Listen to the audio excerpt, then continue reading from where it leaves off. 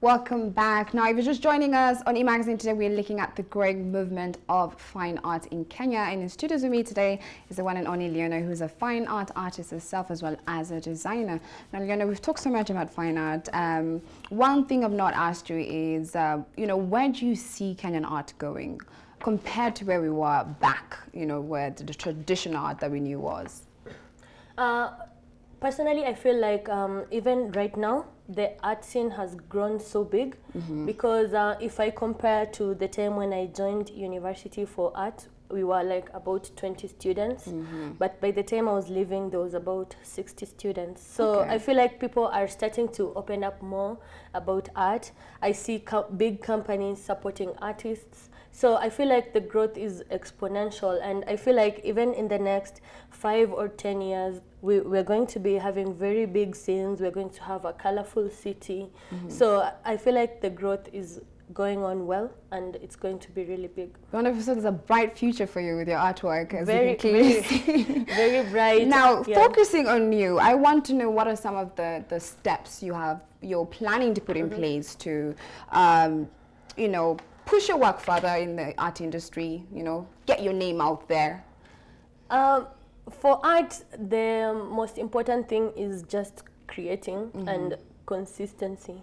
So the more you create and the more you stay consistent, and in this age of social media and the whole digital thing, it's easy for you to, especially for budding artists, if you just start, like say, an Instagram page and start sharing your work and stay consistent on your work, keep creating every day, you can create a big name for yourself out there. So, great. That's definitely good advice for all the artists who are trying to get into this space today. Now, Leona, we're going to play a game called Most Expensivest. Now, I want to see if you really have an eye of an artist. Okay. This game, we're going to have different prices of the different paintings, and I want you to guess which price is right. So, we have the Pablo Picasso painting, Le Roux. You have to guess for me what you think is the right price for this piece right here.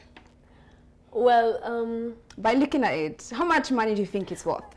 Okay, a Picasso, it's expensive, but I don't think this one is as famous as the other pieces, so I will say 60 million. 60 million? Let's see if you're right. You're wrong.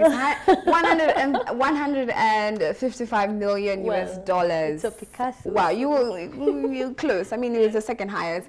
Let's go on to the next one.